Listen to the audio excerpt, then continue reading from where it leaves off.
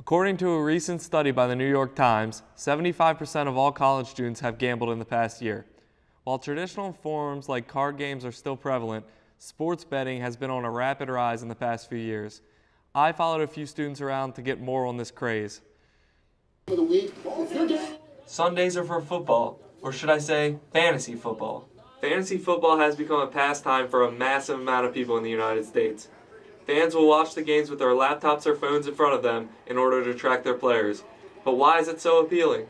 I'm huge into fantasy football. I think fantasy football is super interesting. You have to pay attention to players, injuries, teams, matchups, even the weather sometimes, so I can get very into that. And where they're ranked. Television networks even produce content to help fantasy sports players with their choices.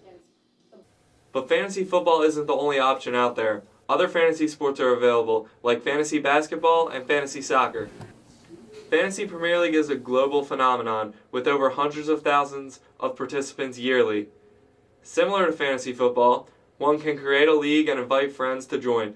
Often, there's a lot of money on the line. This could be comparable to a March Madness pool. But do people who participate in fantasy sports consider themselves gamblers? Here's freshman Bradley Berger again. Yeah, I would say I'm a casual gambler. I place bets a couple times a month on games that I'm interested in.